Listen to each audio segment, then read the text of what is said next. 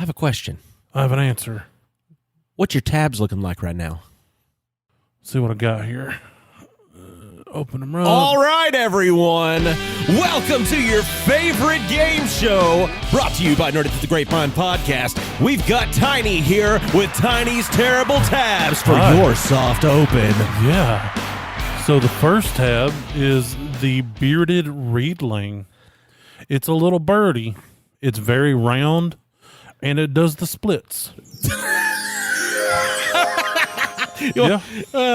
Well, I mean, the love for that bird certainly would not split the audience, would it? No, it wouldn't, Ken. Let's see, we also have... Let me see. All right, well, this section has been brought to you by Tiny's Terrible Tabs. Sometimes they're terrible, sometimes the selection is. Sometimes they're tabulous. Well, let me show you this little round fat bastard. Look at him. No.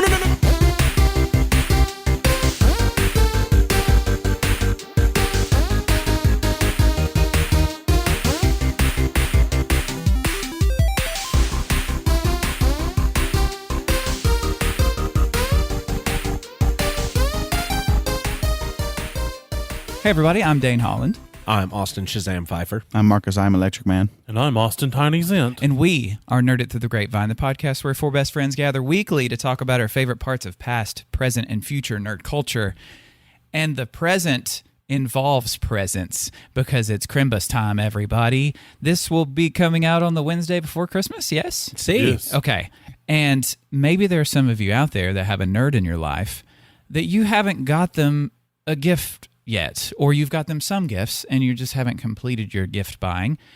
And we wanted to bring you some ideas because maybe you have no idea. Maybe you don't know that you're a nerd, because we've already talked about everybody's a nerd about something. Yes. Or maybe Yes. you don't know yourself as being a nerd just yet, but maybe you have no idea what to get them. And I think we're going to go through some price ranges of different ideas for the perfect things to buy for those people in your life.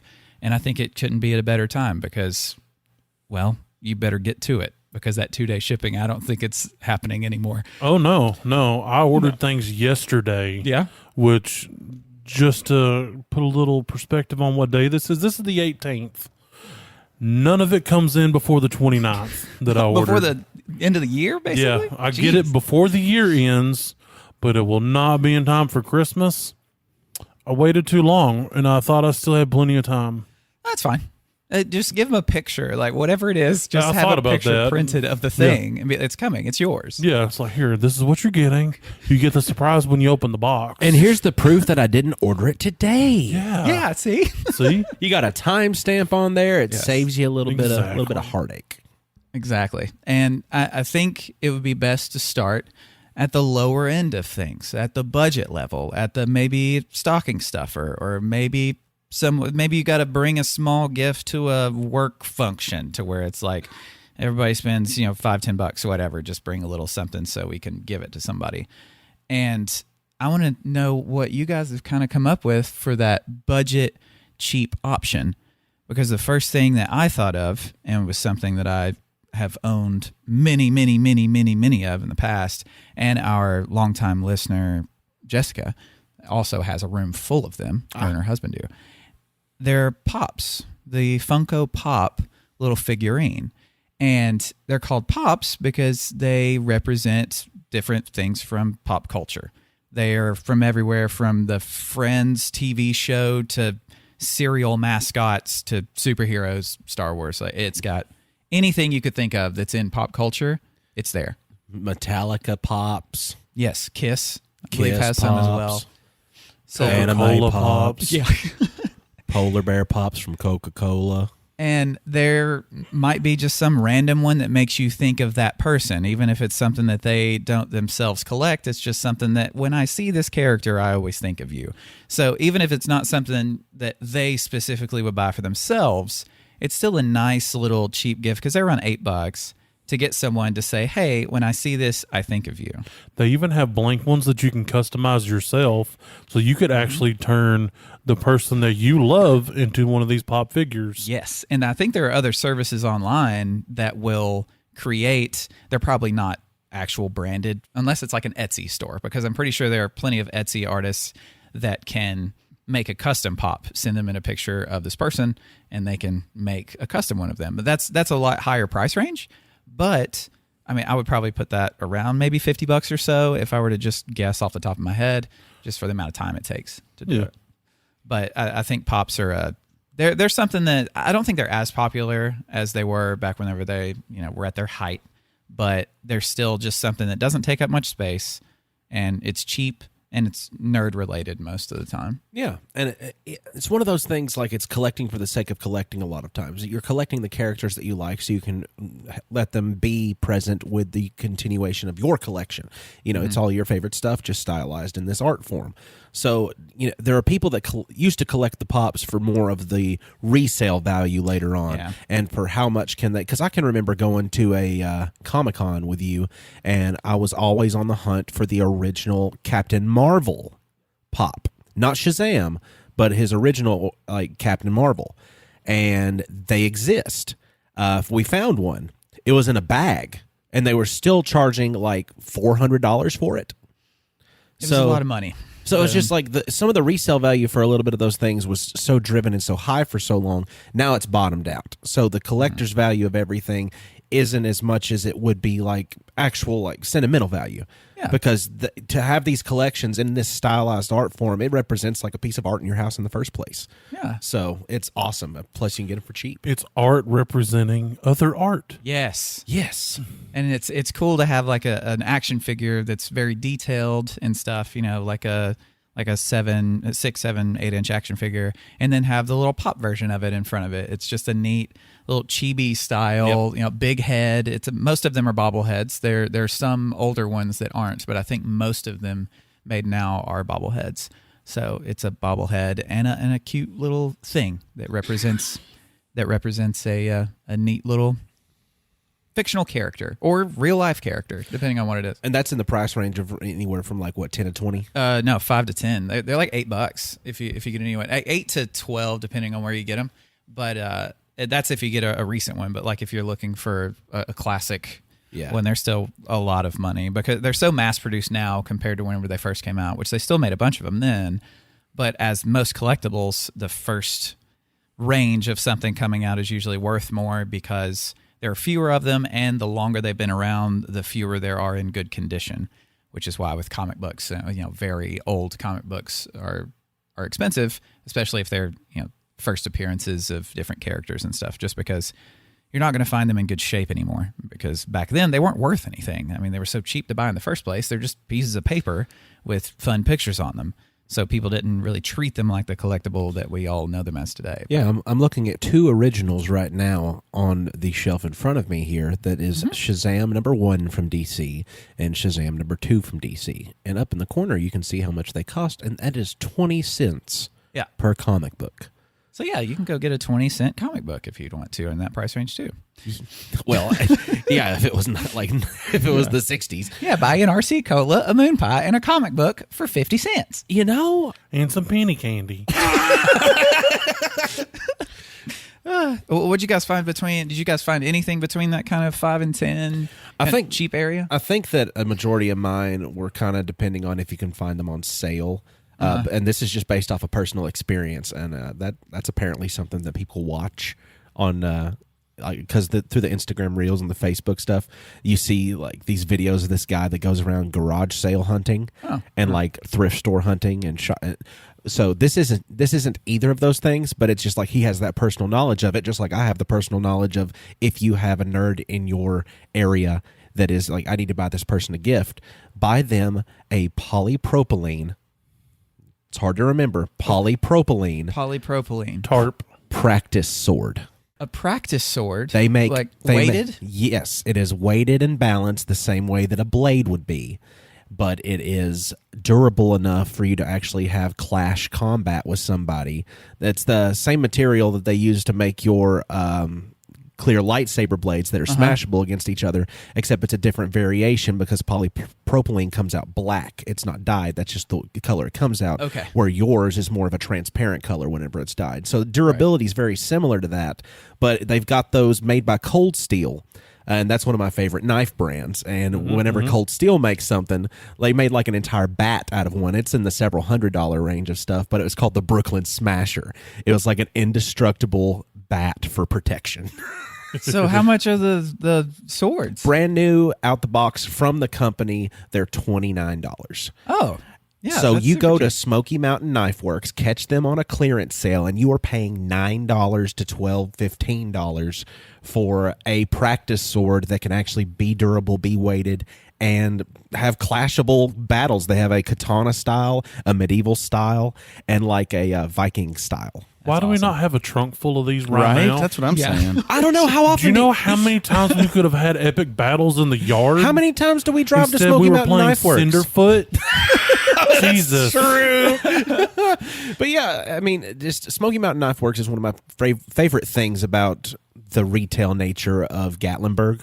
Yeah. But it's legitimate. It's the world's largest knife store. So they've got movie replica blades. They've got all this different stuff. But they are also having clearance sales all the time. So go snag some stuff off the clearance area, and you can find a bunch of stuff that would be nerd related, especially if they love bladed stuff like medieval anything. You can find little variants. What nerd doesn't like something with a blade on it? Yeah. Now, I found some pretty neat stuff, kind of more in the techie world, between $15 and $20-ish dollars. Yeah. One of which it's called the Cord Card. It's about as thick as like 3 credit cards put together and like the same width and length. Yeah. But you open it and it's got a cable that's USB-C, and it's got adapters for lightning, for micro USB. It's got an SD card slot. Whoa. It also functions as a phone stand and a wireless charger. Jeez. Yeah, and it's just in the small slimline thing that you can put in your EDC bag or your everyday carry bag. Yeah. And it was just super cool, and it actually works pretty well from all the videos that I saw. Yeah, that's awesome. I've also saw, and I have this one myself because I do a lot on my computer. Sometimes I'll just watch TV on it. And so it's a mini wireless Bluetooth keyboard with a trackpad mouse on the side. So I can just chill on the couch, lay there, and cruise on my computer watching whatever on a video streaming service and chat with homies and, just whatever. And it's about the size of your cell phone. That's awesome. Yeah. Because, like trying to figure out how to get your keyboard and mouse across the room is damn near impossible. Exactly. And it's the size of your TV remote or cell phone. That's So awesome. you can just sit there and just do your thing with the homies. And that's or by probably around yourself. $20 or so? Yeah, it was usually? like $20-$25. Yeah.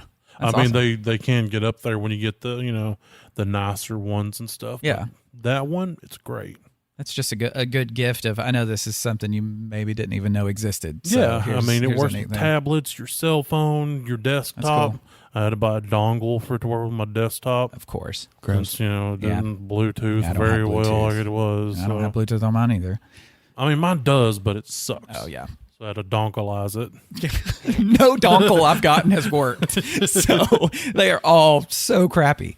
The website wish.com is a fantastic source of very cheap, most of the Yeah. time shitty quality things, but you can get a lot of weird stuff for real cheap on wish.com. Yeah. Sometimes it's a who knows what you're going to get in the mail situation, because you can buy something for a penny and then shipping's like $2 on it. Yeah. And it could be a giant pack of stickers. And this could even be a sticker pack that looks like it's for children, and there's some NSFW stickers hidden within there. I've seen some posts of parents that have been like, yeah, I got my kid this My Little Pony sticker pack from Wish. And they all have wingers. Every single one of them has a hidden wiener in it somewhere. Oh, I forgot to mention, too, if you get on Amazon and you have friends with Crocs, you can get a variety pack. You don't get to know what's in there, but you can get a variety pack of Crocs. I think they're called, oh, gosh, just little inserts for the Croc holes. Jibbits. Oh, yeah, Croc Jibbits. Jibbits. Jibbits. Jibbit. It's called a Jibbit? Jibbit. That's the official Croc Jibbit. That's language? the official Croc one. Yeah. Is a Jibbit. You can get just variety bags of those things of just, you can't pick the style, you can't pick what you get, but you can pick how many you get. And you can get like 15 of those for $9. Really? Yes, but you don't get to know what they are until they get there, so it is a very big gamble. That's exciting, though. You know, for a cheap gift that's like, Yeah. I don't know what's in here. I know you like to bling out your Crocs with Jibbits, but I didn't know what to get you, so here's something that I don't even know what it is. Absolutely. I have a Rubik's Cube and the likeness of my Millie dog on my Crocs at all times. Yes, you do. And you had a lightning bolt that you had found, too, but I don't know if that still exists. No, it wasn't a good enough one, so it flew off while I was walking one day, and I never saw it again. Is that a consequence of microtransactions? Like, because I feel like we didn't really play with stuff like that as a kid. Like stuff, it was like, oh, open this and you'll get 3 items, but you don't know what they are. But now they do all these crates and things like that, for Mystery kids box. games, and mystery boxes and now are they sell it awesome. in stores.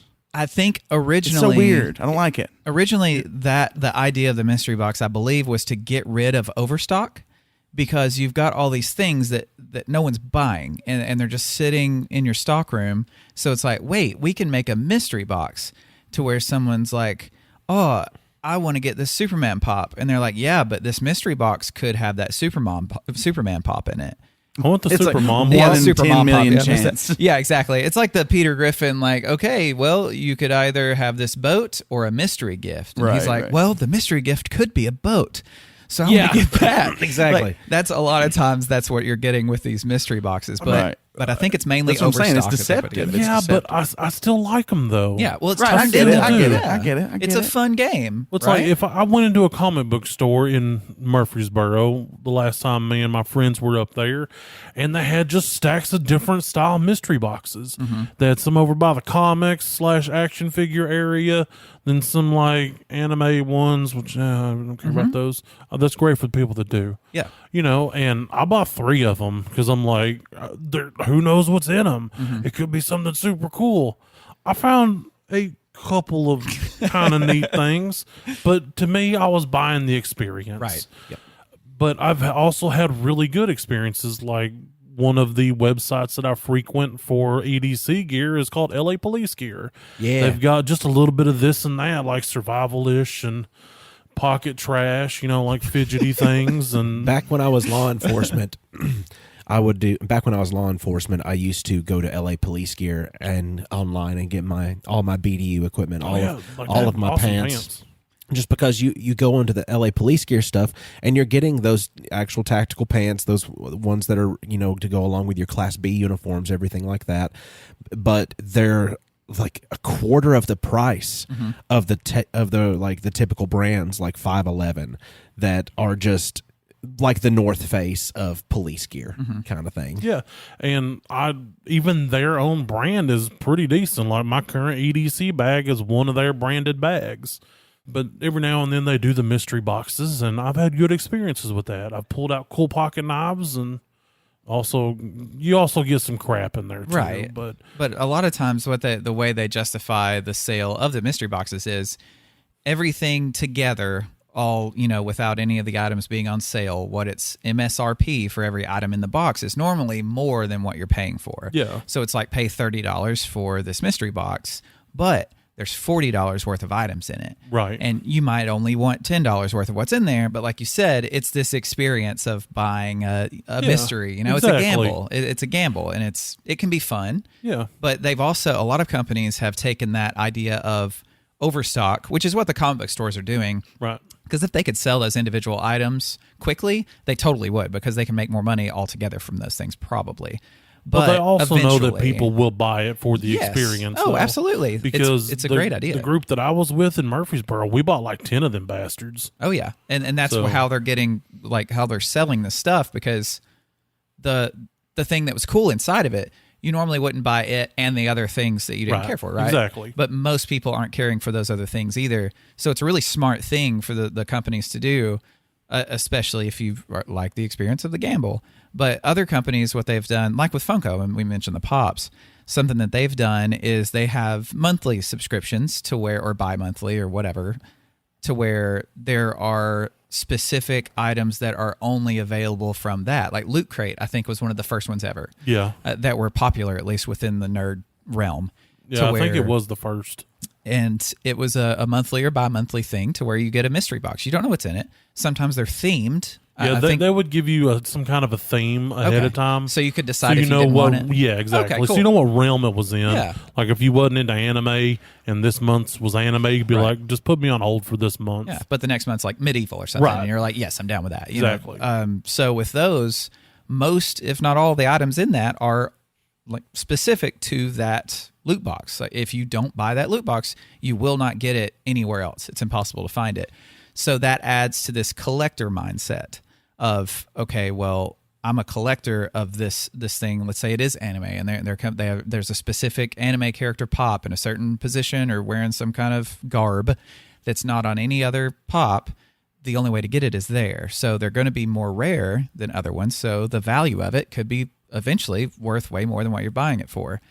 But just mentioning collector, that's something that I wanted us to talk about a little bit, is when these nerds are collectors of things that you're buying for, be careful when you're buying something within Yes. that collectible Yes. realm, because if they're collectors of something, they probably know a lot about it and you may not. And if you buy Yeah. something and you're actually spending money on it, which I know right now we're kind of starting off with the cheaper stuff, but I wanted to go ahead and get this out of the way. Once you get into where you're spending, $50 more than, any higher than that, $100, be careful when you're buying collectible things without looking into that collection a lot as to whether it's going to be something they would actually want. Because you Right. not want to spend $100 on this collectible thing you think you're going to love, and it ends up staying in a box somewhere because it's actually nothing to do with what they actually collect. And you don't want to also buy something that's not real and authentic, because there are people out there that just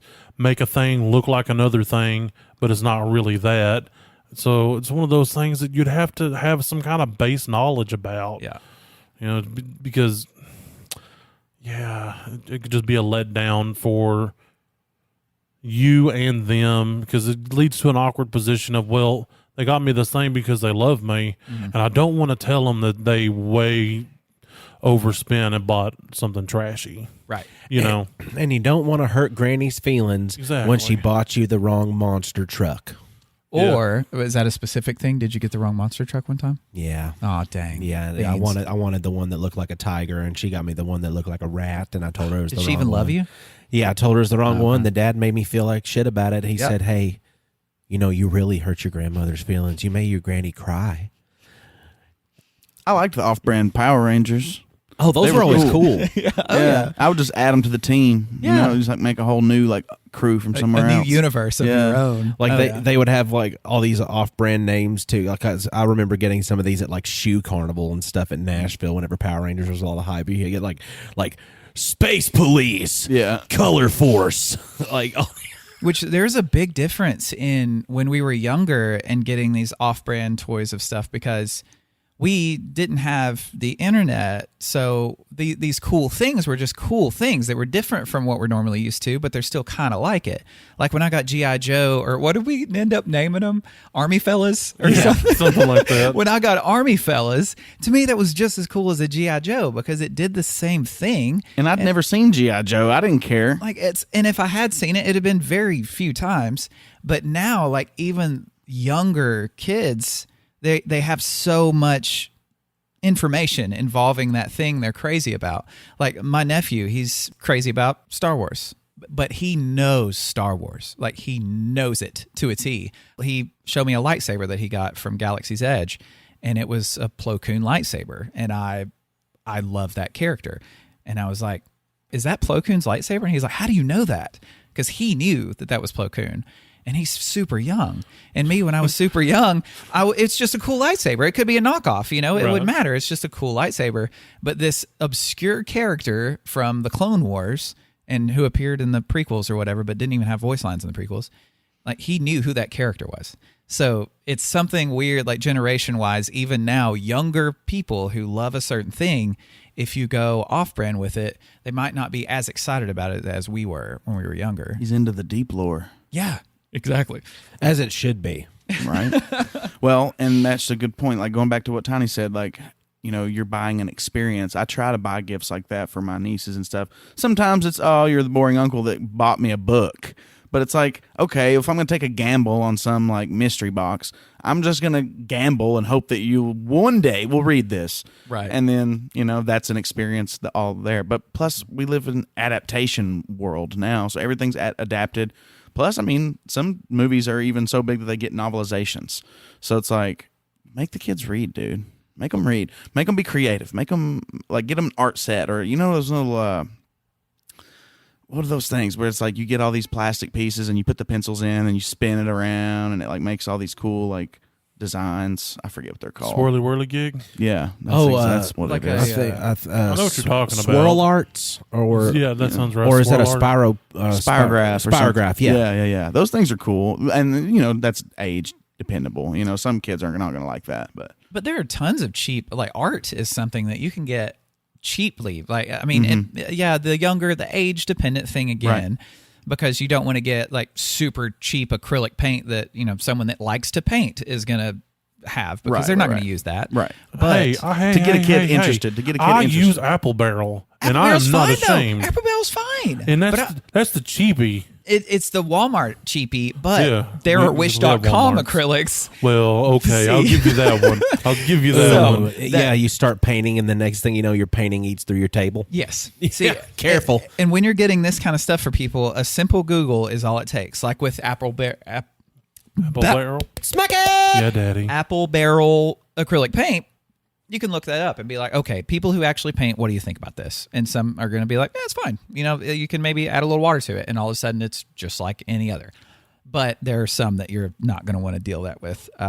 Like blank playing cards is another thing that I had on my list around the $10 to $20 range.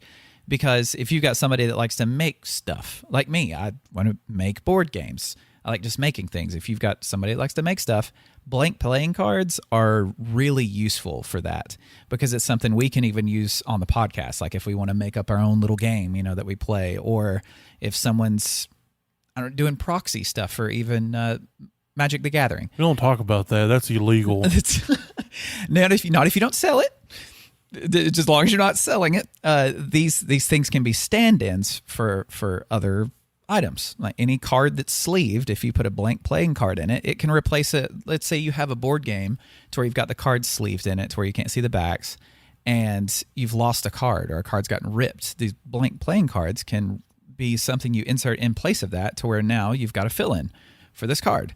Or they work as backs to where if you print off the card that's within that set, you can put that printed image of the card in front of this blank playing card, and now you've got something that's the same thickness and everything as every other card in the set.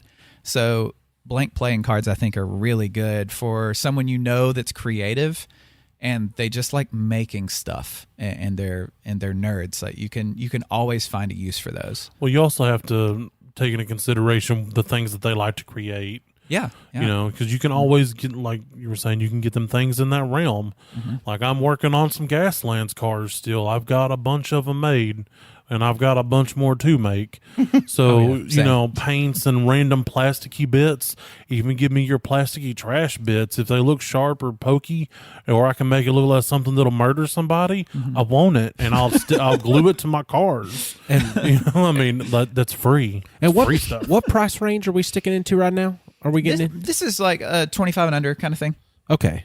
But there's just a couple of things I was going to mention within that until we move on to the next level. Okay, I didn't know which, because I had one that was sitting on right on that level. It was like $26, so I didn't want to that's over the lamp. That's over the number. That's over the more. 25. This is for all of my pet lovers out there. The Chipolo. The Chipolo is actually made to go on your car keys, but it is GPS it's a GPS locator chip, and it is the size of a dog tag. It's supposed to go on car keys, anything else like that. But put it on your dog's collar in case your dog ever gets, runs off or anything else like this. Maybe it gets stolen and the person doesn't know they have one on there. You've got the app on your phone from Chipolo, and you can follow that tag with a GPS locator. Is it like a certain distance from you, or just like... Or does it go to like a website thing? It is programmed into your app that you have for it, so it will always follow that specific Chipolo. As long as there's an internet connection with that thing. It's like the Apple AirTag thing, I believe, which puts off it's got its own little signal that it can connect to like any wireless network that it's around, and that will connect to, like, you'll be able to track it from your phone. Because that's actually something I had like around I think they're around $25 is an Apple Tag, which it sounds like the same thing. I mean, that's awesome. I need something like that for my beast of devastation. Yes. And a lot of people use them for keys or luggage and all kinds of stuff, to where, if this little thing gets lost, it's also compatible with the iOS, iPad, watchOS, Mac OS. Yeah, so it's basically an AirTag. Yep. Yeah. It's just a cheaper version of the AirTag, on sale for $25.78.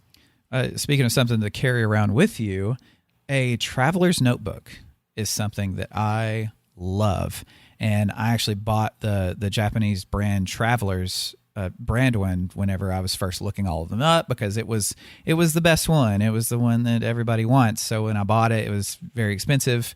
It's basically just a leather cover for a notebook that you can fill in with different inserts and different types of paper, just any paper you want that you've cut down to the right size. And it slides into this little traveler's notebook that can have inserts for like cards or little zippered pockets. Everything can fit inside this tiny little notebook. And they're just super convenient to have with you just whenever you go anywhere.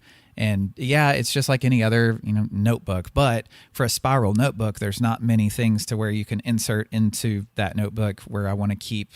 If I go to the coffee shop all the time with this thing, I can put my like gift card to the coffee shop, or my little punch card, or little notes that I've taken on something else. Let's say I've randomly taken a note on a napkin or a Post-it note, and I can slide that into the traveler's notebook, and I can have all those things with me whenever I'm making notes in the book. And those can range, I think, anywhere from like $20 to the one that I bought that was like $50, which is way too much. You can even make these things. I made you one, didn't I, Ty? Yes. Yeah.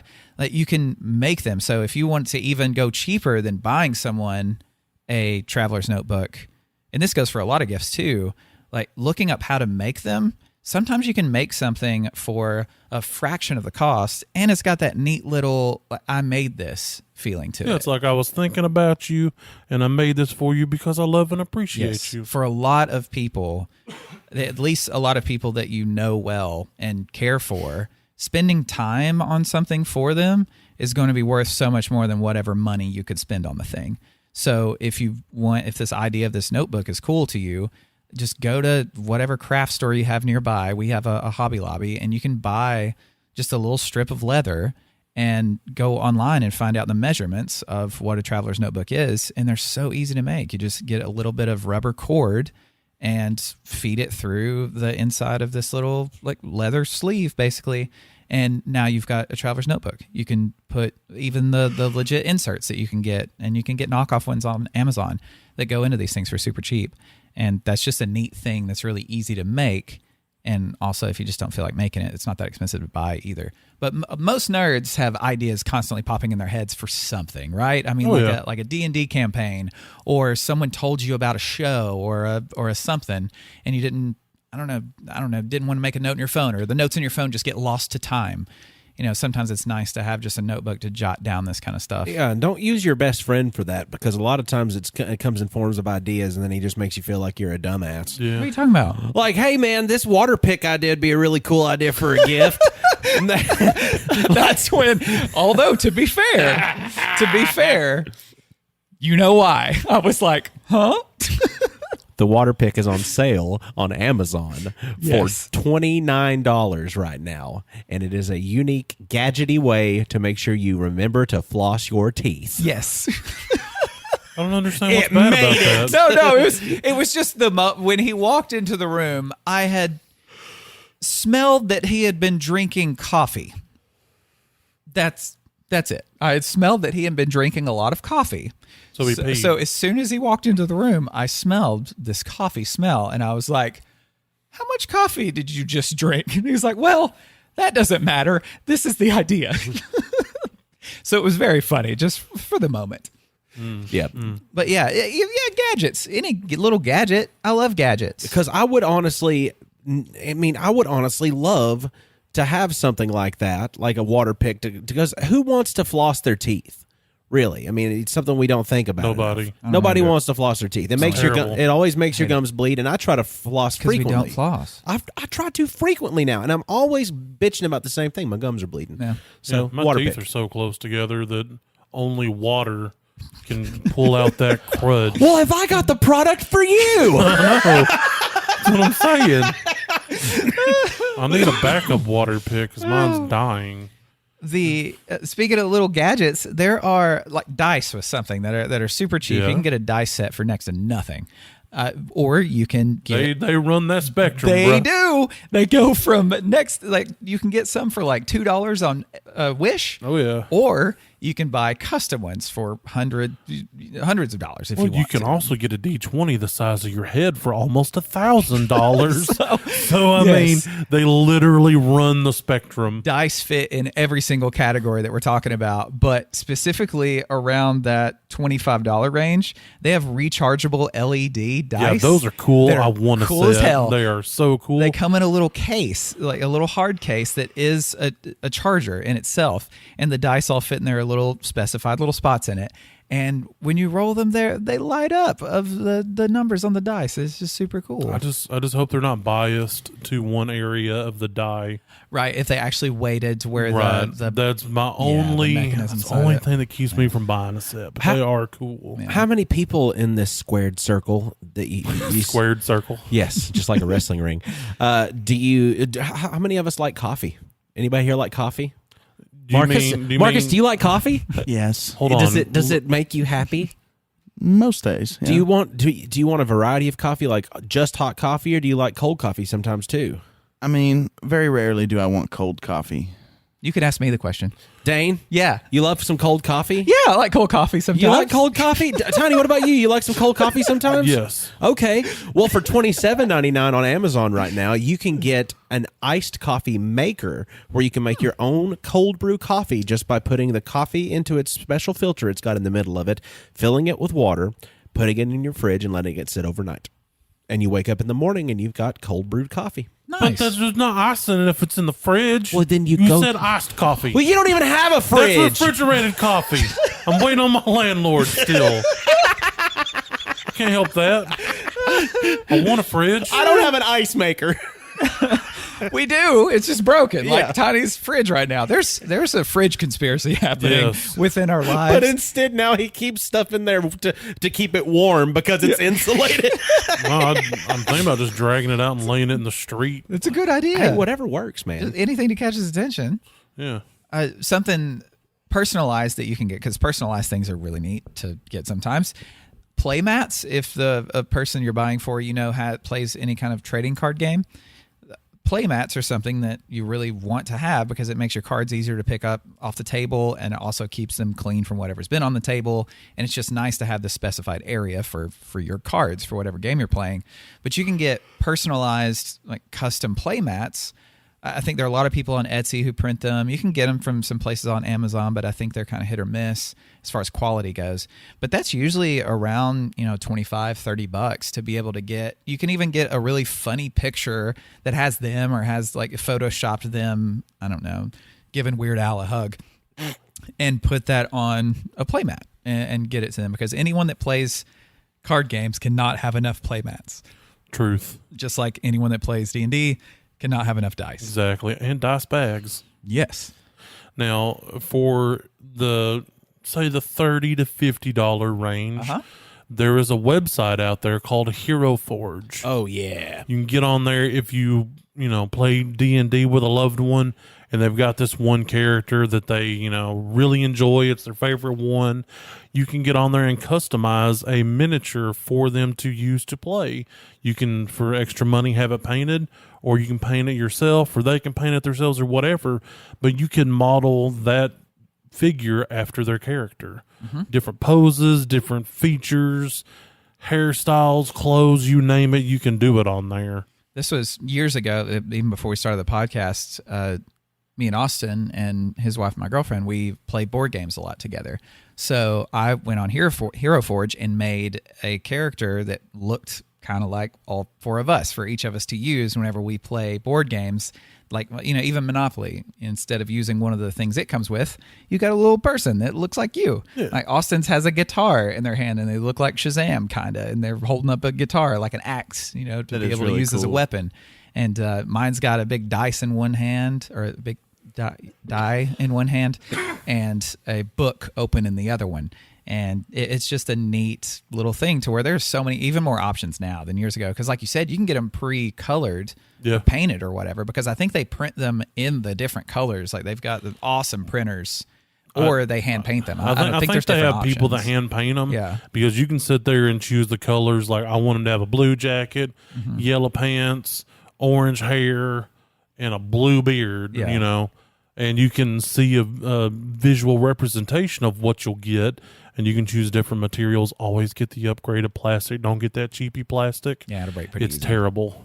And they're printed exactly the way you see them on the screen too. They take real pride in what they do. Yeah, they do. And They're making sure awesome they're minis. the name in custom minis. Like that's the company that people know about whenever it comes to custom minis. And minis can get expensive if you're buying. Well, I mean, even these are expensive, but I mean, it's a personalized one that no one in the world custom, has this. Exactly. Except like, it's just I for think them. the last one I got was like $45, but it's worth it because you get exactly what you want. I'm thinking back to the 90s, and I remember one of the coolest Christmas presents I ever got was like this big plastic castle. It was a big boy, and it was kind of like a toy box, but then like you get all the action figures out, and like even on the box of the box, or wait, sorry, I said that stupid. Even like the art on the box like had like Batman and the Ninja Turtles and like Power Rangers all fighting on the box. Like it was just I've been looking for it on Google for like the past 15 minutes and I cannot find it. That sounds like a what's it called? A flea market find. Yeah, because all those characters can't be on the same box legally. Right. But it was really, really neat.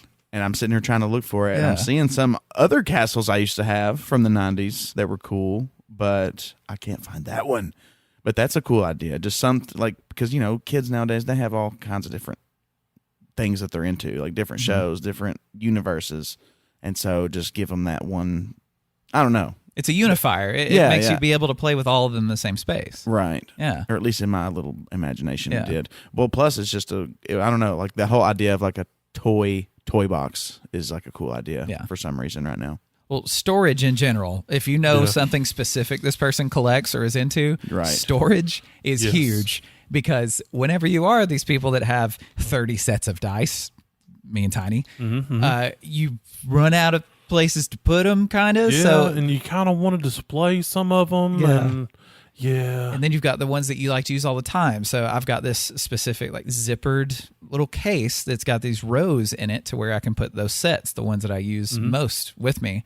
And that was something that was like maybe $20 or so. Yeah, like, they've even got cool ones that have a little dice rolling tray in the middle and all your sets sit around in a circle. Yep, I've got one of those. It's really useful. And it doubles. Anything that doubles for anything. Like a toy box that's also a castle is just cool. It's storage, but you can actually play with it.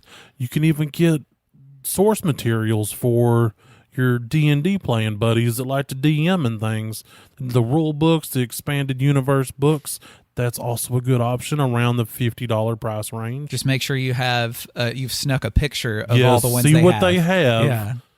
And make sure you don't double up. I mean, if you do, it's okay. Or if if you go to your local board game store or card game shop or whatever, and they sell these things, check and see about return policies. Like keep the receipt, because if it is something like this, they can at least take it back, and you'll never know that they took it back. Exactly. To go get one they need.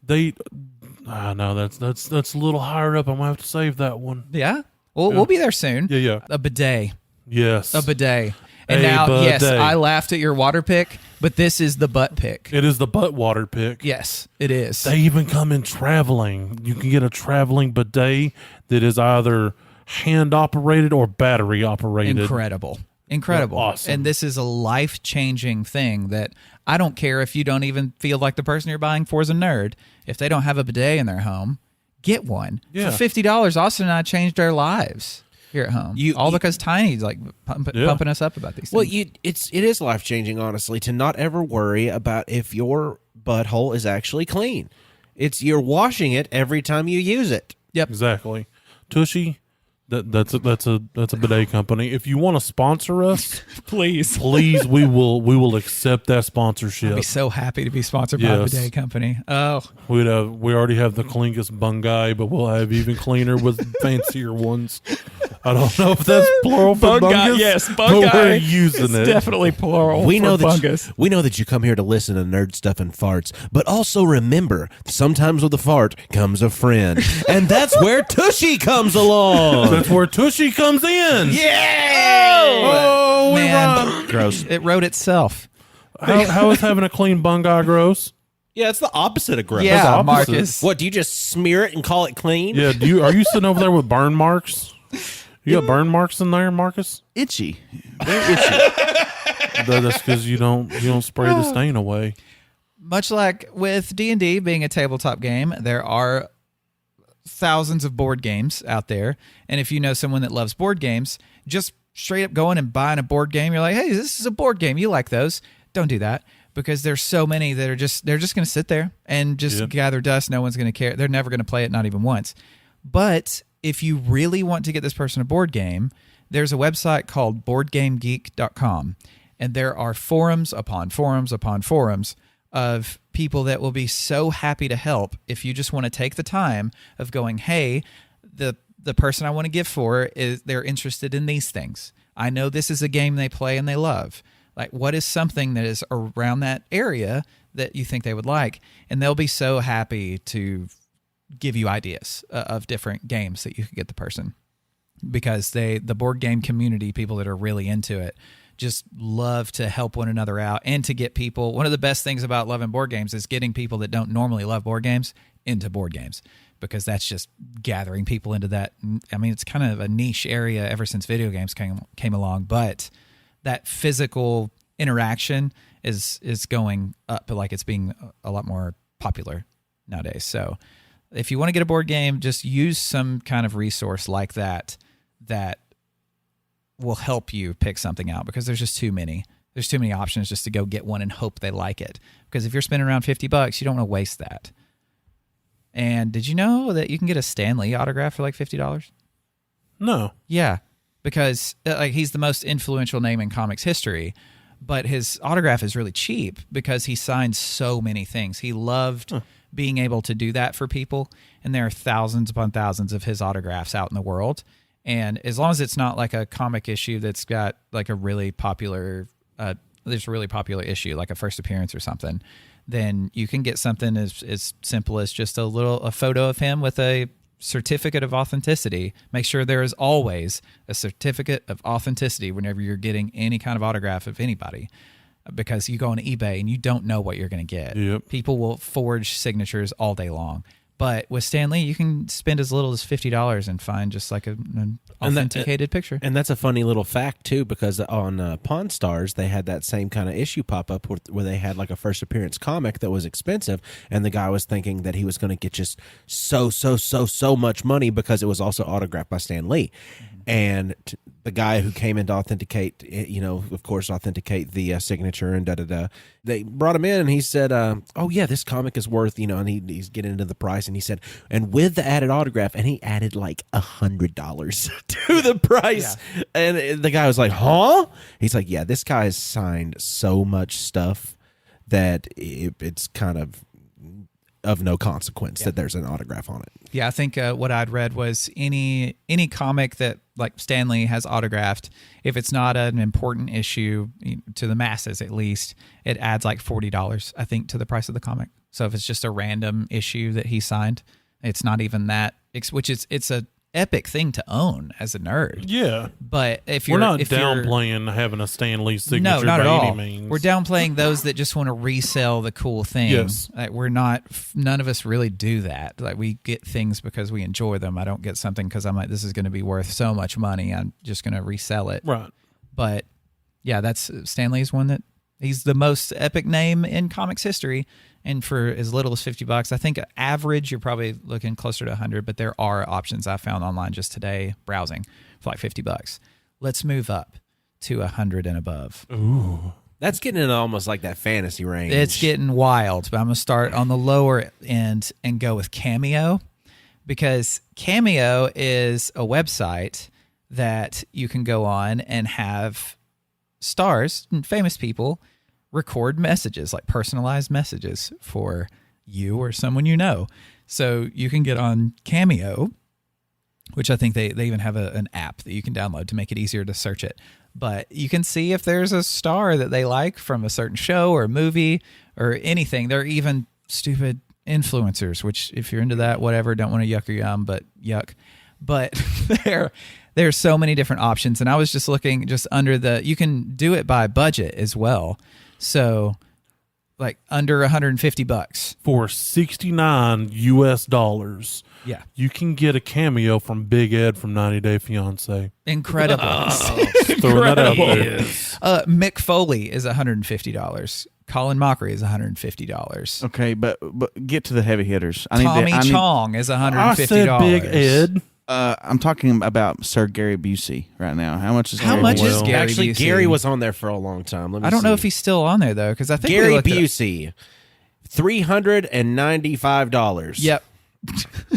God, but you would just get such batshit crazy. He's got a stuff. 5-star rating out of 258 people. They have all given him a perfect score. Every single person that's reviewed him has given a perfect score. There's an 18-second clip on this Cameo of Gary Busey playing a custom song for somebody.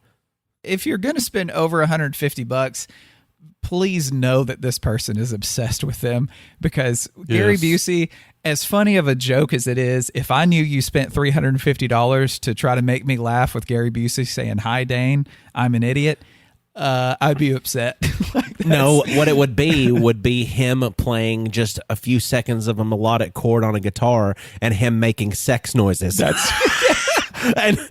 that would be worth it though. And he's at the end he said, in honor of Dane, this is Baby Bear and the Wood Chipper too. Thank you. You're welcome.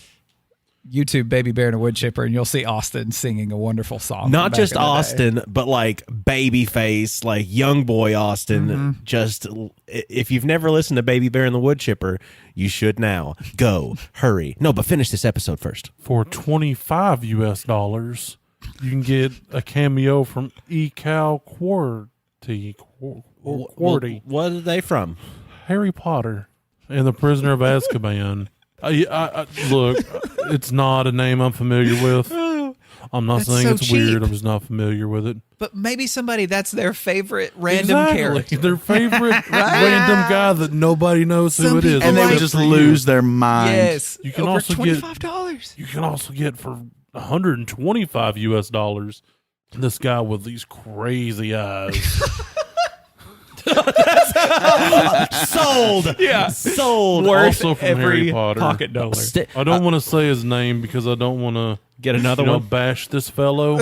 But look at those crazy eyes on that man. That's true. He does have some crazy His name's eyes. Jim, and he's got some wacky eyes. Yeah. If you want to, we previously spoke on the podcast about Jason Voorhees. If you wanted to get the actual actor that played Jason Voorhees to cameo for you, his name is Kane Hodder, and it was $100. $100. $100. 100 American dollars? $100 For him to send a American. personalized message. Yes.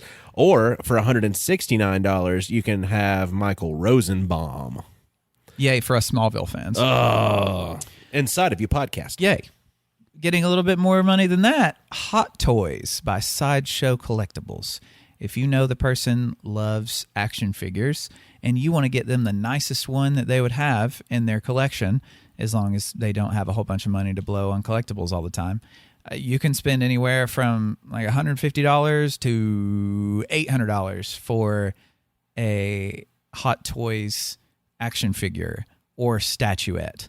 They have everything from little chibi looking styles to they look the real life looking ones. Even close up pictures of these action figures look like the real human being.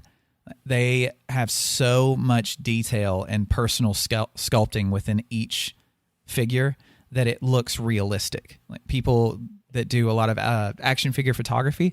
I'm not sure if you've ever looked into any of that, but it's wild, man. Like some of these things look like stills from movies to where they've set up scenes and been able to use these toys as. I as love being that. the stormtrooper ones doing mundane tasks, but they're huge. Yes. Like stirring a cup of tea, but it's like a million times larger than Looks the like a actual cauldron person. and a No, like thing. they look like the stormtroopers are just like little ants around this giant teacup and spoon. Oh, even Like more I of a love different. those. That's cool. Yeah. The Death Stir. Yes, the Death Stir. Oh, is that what it's called? Yeah, That's I don't know, but that Has just to be. sounded awesome. has to be. If not, it's in the books now. So yeah, if you've Hold got on. money to blow, there we go. The Death Star. Go to the polls. If you got money to blow and you want to get the nicest action figure you could possibly get this person, Sideshow Collectibles Hot Toys, do that. For a little bit more money, you can get say that $300 range. It's you can get your favorite person an outdoor or indoor portable projector for you to make your phone a TV wherever you go. So you can have whatever service you subscribe to, have the app on your phone, stream it to said device. This one specifically is called the Nebula. It's only 1080p for the projection, which a few years ago that was the best we had. But they also have an upgraded 4K version of it, but mentioning that is like putting a down payment on a car. So but for these, for around $300, you can get a projector with a integrative surround sound Bluetooth that's inside of it as well. So it's almost like the way our television is in the living room, where it can kind of create that, that bouncing sound and figure out where it's going. Yeah. It does that same thing, but it's adaptive and it is portable. So you can take it with you wherever you go and just find you a spot to just project yourself a movie. Yeah, it's like the sound like a sound bar that's an all-in-one surround sound kind of thing. Yeah. It can't perfectly mimic you having speakers behind your head, but it can throw the sound around like that to where it does seem that way. Yep. So for anywhere between $50 to upwards of like $700, there's a vast array on this website. The website is called Dogmight, MIGHT.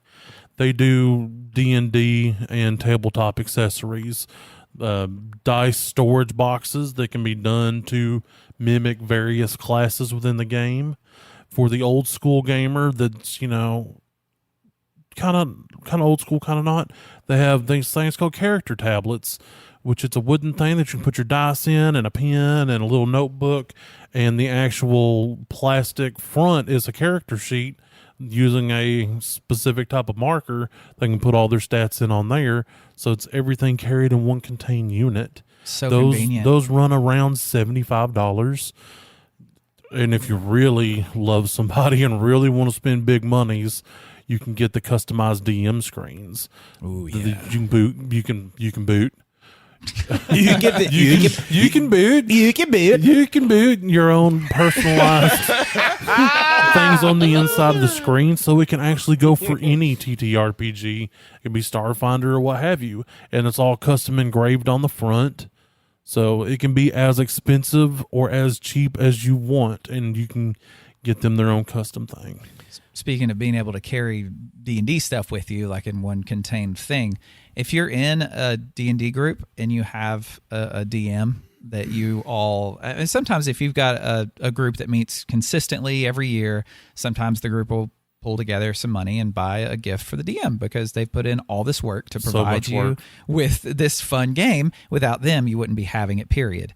There's something called, I think the company's called Enhance. There are many different companies that make these, but the one I've been eyeballing on Amazon that looks really cool is it's a tabletop D&D bag, and it's an adventurer's like accessory bag to where it's fit. It Oh yeah, can it's got a perfectly spot fit. to roll the map up and Yeah, everything. there's a spot for the map. There Oh, yeah, I've are seen those. Those are different like zippered pockets for different sets of dice, and it's built to be able to fit.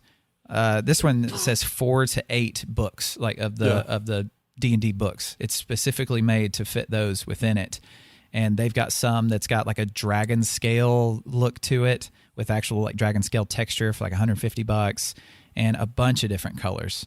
and like from silver, gold, black, blue, all kinds of things. So that's a really cool thing. If that's for the DM on the go. Yeah. If you wanted to get them something along those lines, more for like a stationary game, like if you go to the DM, not the DM coming to you, go to Harbor Freight, man. There's these wooden toolboxes that are perfect. There's spots for minis. There's spots to put in sets of dice. That's not what these are designed for, but they are literally perfect for it. And you can close it up and lock it when you're done. So if they have small children that they can't muck around with the D&D adventure stuff. Storage, man. So D&D storage is so good for your DM. And Please get them storage for their DM things. Please. And for a long time now, I've been kind of obsessing over these things, and this is a good opportunity for me to kind of just talk about it for a minute. Dane and his girlfriend Carly got some battle-ready lightsabers not too long ago. Yes. And they are some of the most fun things because it doesn't matter if you hit them on something, you can actually clash them together and fight with them. They're battle-ready. They're very convincing sound, weight, everything to what a lightsaber would probably feel like. So those can go anywhere from the price range of getting them on sale sometimes for like $90 all the way up into like the several $100s, including this brand called Saberforge. Yes. And Saberforge does some really cool replica work with taking your favorite characters from Star Wars, whoever it might be, from Dooku to Plagueis to just like things you've not even seen. Like this is what you're going to have. And it's awesome, but they're all ready to be battled. You can just take them right out the box, learn how to operate them, and just smack them with it. And it's awesome. Anywhere from, that low range all the way up to probably about $700. Do they vibrate when you hit them? They do. And you can actually, Nice. you can and some of them too are like Dane and Carly's, to where you can have two lightsabers and they come with a bridging port to where you can turn it into a single Darth Maul blade that's that double-sided lightsaber for you to do the baton work. So Double-sided cool. lightsaber for two friends. Yeah, Yes. exactly. That you really care for. Yes, exactly. Sharing is caring. There is a site that as soon as you start looking up these custom lightsabers, there's a site called Ultra Sabers, just from the community of those that are buying these kinds of things all the time. Try to stay away from that website because from what I've heard, the customer service is garbage. A lot of times things take way longer than they're supposed to ship to you. Once you get them, if they're defective and you try to reach out to them, they will do everything in their power to get you to just say, this isn't worth me trying to fix the problem, and just go away. So there's a lot of really good sites. One that I had looked up is called sabertrio.com, and the one you mentioned, Saberforge. Right. Yes. Is that what it's called? Yeah, Saberforge. Saberforge. There's a bunch of different options that you can do. Just try to stay away from Ultra Sabers, just as far as... And even on Saberforge, just like their lowest price one that they have just for your step-in level, entry level, just has the sound, has the light. They've got them for $84.99. Oh, cool. So, and you can get from that, and I'm going to scroll all the way up into where I find some stuff. So that's for recognized. $84, they're battle ready? Yeah, they're battle That ready. is awesome. Yeah, it's super cool. And they're weighted really well too, because the ones that Carly got us are like they feel good, like to swing around. Like So- better than the Black Series that I have. So of the for replica. $84, I can battle and beat my neighbors. Yes. And It's for amazing. $350 to $450, you can get some of your favorite lightsabers like Anakin's or Darth Vader's or Obi-Wan's or Luke Skywalker's from the green or the blue. You can have any of those with battle ready and the ability to take it apart and see the kyber crystal in operation inside of it. Well, that's cool. Yeah, it's that to me, because thinking back to like the old days of just having movie prop replicas, that's still not bad for a price range, because those prop replicas you would get that would look so good, those would be sitting on a stand. If you one time decided like I'm going to go bashing, well now that's broken. Yeah. Like these are like cha cha cha cha cha. Do they have Mace Windows? They do. With the bad MFR on the bottom? I don't know. You if might they- have to get that part custom. You might have. Well, to. his had that on there. It's true. Well, I mean, that could be as easy as an email, because a lot of these places, these are made to order. So if you are going to get a custom lightsaber for somebody, unless they're pre-made, because some of them do have pre-made options, like these ones that are as close as you can get to screen replica, because they can't be, I don't know if they can be exact replicas, or maybe they just can't call them. They can't call them. They can't say this is Vader's lightsaber. They have to name it like the V2 or something. Like the one that they have that's styled after Kylo Ren's, they call it like the Claymore because it comes with a hilt. Okay, yeah. You know. Right. So those you can order and get within a decent amount of time, but any of them that you're customizing, make sure you plan way ahead, because they can take a few months to actually get to you, because they physically make them themselves before they send it to you. The ones that you can get from Galaxy's Edge, like the official Disney ones that you can get at the Galaxy's Edge park, there are even some spots on Amazon to where you can buy those, and they're about $350. So if you want one that's like actually made and called that, you can get it from there. But for the same price, to be able to get one that looks almost 100% just like it, and it's battle ready, and it's made by a company that's just making very few of them for as good a quality as they possibly can, I'd probably go with something like Saberforge than getting the other one. It just depends on what kind of collector they are. If they are somebody that just wants to sit and look pretty with a lot of their stuff, going with just the Disney actual like licensed product, awesome, go for that. But for one that you can swing around and have fun with, I'd buy one from a company that's making them specifically for that. Absolutely. And I think what was the brand that you got? Do you remember, Dane? Was it Saber Masters? I don't remember. I didn't buy it. It was a gift from her, so I wasn't a part of that whole process. Okay. Let's name our big two. Do you guys have a big two or a big one? I've got big two. I've already blown my wad on that one. You blew yours on the big one. Okay, gotcha. Did you blow your big one? No. Or do you have one? I've got big two. You got big two? I've got big two. Okay. We'll go 1 and 1, 1 and 1 if you want to. Okay, that's fine. You first.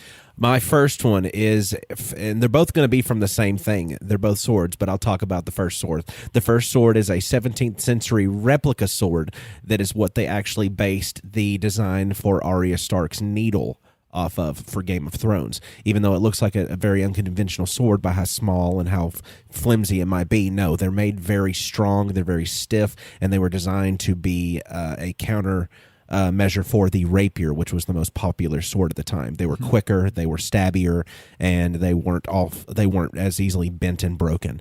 So that was, if you want to get something like that for somebody, especially for a Game of Thrones fan, that's what my other sword's going to be too, but I'll talk about that when it's my turn. That's about $350 for a cold steel working replica can hurt things blade. That's awesome. That is cool. And you said you can get it for even cheaper if they have it at the Knife Works. If you're near Gatlinburg, Tennessee. My big one between $500. I think at the lowest one is like maybe just under $400, but from about $400 all the way up to $650, you can get a Steam Deck for somebody. And a Steam Deck, you can forgo the Switch. The Switch it's the Steam Deck. Everybody, like, I was even one of them. Whenever the Steam Deck was coming out, I was like, it's not going to be a Switch killer. And people are like, no, this thing's going to kill the Switch. Like, people are going to stop playing the Switch and go for the Steam Deck instead. I think it's done it, because every person that I listen to, like podcast wise, that is video game based, every game they're talking about playing mobile, they're playing on their Steam Deck. You can play your entire Steam catalog on your Steam Deck. Yes, and the screen is better quality. The processor in it's better. It is a handheld gaming PC, and for just a little bit more than getting a Switch, because the Switch is great for first person games and a lot of indie games that don't require a whole lot of processing. The Switch is still amazing, but for higher, like, I don't know, higher resolution games and games that require more of a frame rate and more processing power, just anything that needs some oomph to it, the Steam Deck is the way to go now. And you can get, if you get the $650 one, it comes with like, that's the highest priced one. I think it's like a 512 gig memory in it, which I think you can even replace if you wanted to. And it's got like an etched glass in it to where it's like a micro etched glass to where it doesn't glare, and it comes with a carrying case and all kinds of stuff. Like it is a lot of things in one, and it is the new hotness when it comes to console gaming, especially handheld console gaming.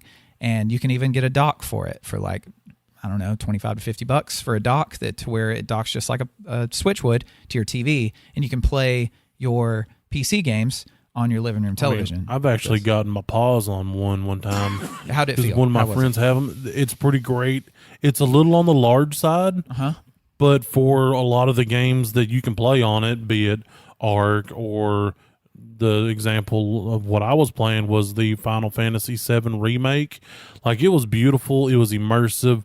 The screen is big enough that it doesn't feel like you're holding something small and mobile, even though small is relative. And it was very responsive. It felt good in the hand. It was nice, ergonomically shaped. It was actually a really great experience. Cool. And now you can get them, you can just order one and get it. Because before you had to be on a waiting list and all this stuff when they were first making them. But now they have enough made to where it's like, just order it, and within a week or two, you get it. And that's the new hotness. I love bladed weaponry, and I'm sorry. I've talked about Forged in Fire in the past. I'm not sorry, actually. What am I saying? Don't apologize. I shall not. The Cold Steel brand to me, it just always stands out because they're always doing outlandish, like, battle tested. Watch this man do pull-ups while holding onto his knife. Yeah, like watch this sword slice through a pig carcass. It can really do this. Ned Stark's sword. Nice. Yes, from Game of Thrones is a sword style known as the Bastard Sword, also referred to as the Hand and a Half Sword. Okay, I don't know about the show, but at least in the book, it was a two-handed sword. I'm sorry. Two-handed sword. I'm not trying to downplay your thing. Are bastard swords not two-handed? It's a hand and a half. Hand and a half. The two-handed swords are technically actually a little bit longer and skinnier. His was that stylized version is just a larger bastard sword. Like Jon Snow's. But you can get a version of it from Cold Steel for about $500. And just the idea of having something that could be pretty enough that you can set on your wall as a display, but then also defend your property with. and pass down to your heir. Because at this point, I don't know. Melt it down and make two other swords out of it. Like, I don't know if a lot. I mean, at this point in time, I mean, Elden Ring's enough of a cultural thing that if they see a guy in his underwear running at you with a sword, they know there's no way they can defeat him. No. Especially if he's got a wicker basket on his head. And after you've been tired of running around all day in your underwear with a bastard sword or a hand and a half sword or a two-handed sword, whatever you want to call it, you're going to be exhausted because you've probably also been playing games all day and making art all day and recording podcasts with your friends all day. You're going to be exhausted. And you know what you need? You need a Sleep Number mattress, which you can get for $1,000. For a Sleep Number mattress that you can use your phone to adjust the firmness. Wait, they're only $1,000 for a queen one that's got I think. But I'm a king. I need a king size. I know you are king, and you dropped your crown here. I'll hand this back to you. Thank you. Let's see. I thought I saved it. I did save it. Hold on. So, for $1,000, you can get the Sleep Number 360 C2 Smart Bed Mattress. The Queen is $899, so it's not even $1,000 yet. And then the King is $13.99. It's worth it, Tiny. Yeah, it's worth it. It's worth it if my feet don't hang off the bottom. You can get coupons all the time for these things. And does it have like a doggo section so they can have their number too?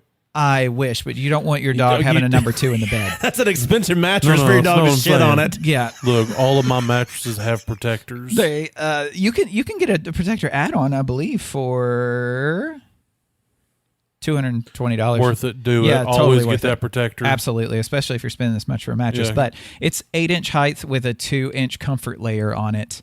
It is their base model, but it has many good reviews on it. It's got a 4.6 out of 5 from almost 4,000 reviews. Nice. That's a good mattress. So for if you got $1,000 and you want to buy something for someone you care about, nothing is more important than their sleep. And I would just go ahead and get them a Sleep Number mattress that they can adjust to exactly what they need. Because like I said, swinging around a bastard sword or a two-handed sword is going to be tiring. Oh, absolutely. Yeah. Man, I couldn't imagine having like a selective sleep process that I could get into because it depends on what I've been doing. Like if I've been doing nothing, maybe I want something that's firm and supportive. If I've been doing a lot, maybe I need something a little softer because my muscles hurt. You can adjust it You on can the fly. Fix it. You can fix That's it. awesome. It's incredible. Every nerd needs a comfortable bed. And just you could set the sleep number to 0 and just increase it until it hugs you. Yeah. I mean, Exactly. I'm gonna cry. Well, see, and we've got some people that listen to the podcast as they're falling asleep. So for those of you doing that right now, thank you so much for listening to us on Spotify and iTunes and Good Pods and blah, blah, blah. And when you wake up, there's going to be 5 stars that you can click. Do that. Click 5 stars and then tell everybody how good a sleep you got while listening to us, or tell them how awful a sleep you got because we yelled about something. But as long as there's 5 stars, I don't care. And then you can even buy a big t-shirt that you can sleep in and be comfy with that has our logo on it. So you can be like a sleepy super fan as you listen to us as you fall asleep while wearing our shirt. And since we're revisiting our ASMR episode, make sure you talk about it by getting on Instagram, Facebook, or Twitter and looking up at Nerd Grapevine. Shoot me a message. Let's talk about stuff. And if you wanted to donate a little bit to the cause on Patreon, you could look up Nerd Grapevine. Give us a little donation, receive a shiny holographic sticker, get future content we haven't unleashed yet. But whatever you do, do not speak really quietly and then speak really loudly. Because that would cause you to have a little bit of... Why don't we have a wiki feet? Everybody else that's famous has a wiki feet. Wiki feet? Yes, wiki feet. Like a picture of a It's feet like on Wikipedia? pictures of feet, and they're rated by hotness. What? Yeah, I'm not a foot fetishist, but I want to be on wiki feet. I don't want to have to make my own wiki feet. I'm willing to give you a picture of my feet to make me a wiki feet. What if Danny DeVito would take foot pics with us and we could all be troll foot? Absolutely. You can also find us on Discord. There's a link in our description. Let us know if you want to make this a reality for us. We'll send you pictures of our feet. Also, now I'm happy to announce to everyone, because I made the announcement first on our Discord using the link in the description. We'll take you there. I am running a short D&D campaign. Seats are limited, totally free to play. We will use Roll20 for our battle maps and character and DME stuff, but we'll use Discord for the audio. If you want to play with us, send me a DM on Discord and I will put your name down, but I need a certain number of people to make it viable. I can't do it with just 1 or 2 people. So hit me up. We'll do it on there. We'll have a good time. Session 0 will be January the 6th. I think that's the first Friday in January. My specific day may be off, but it's the first Friday in January. Mm-hmm. We will do that at 6 p.m. and we'll have us a good time. We're on there live, uncut, uncensored, and irrevocably circumcised. Also, I'm serious about the wiki feet. And if you haven't woke up yet, you better wake up now, because it's everybody's favorite part of the show. The end? Austin, when life gives you grapes. When life gives me grapes, I'm going to take a beautiful, decadent peanut butter cookie. I'm going to hollow out the middle of it just enough to where I can put this grape into the warm peanut butter cookie that is just cooked.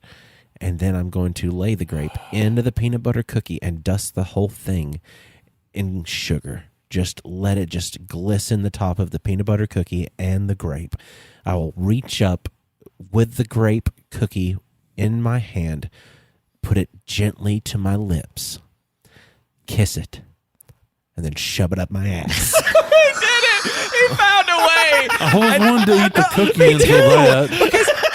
Peanut butter and jelly cookie. It's I was like, yeah. it's a joke, but it might I actually was be so good. on board until the butthole It might actually be consuming. tasty. Yeah, but not after spinning a butt.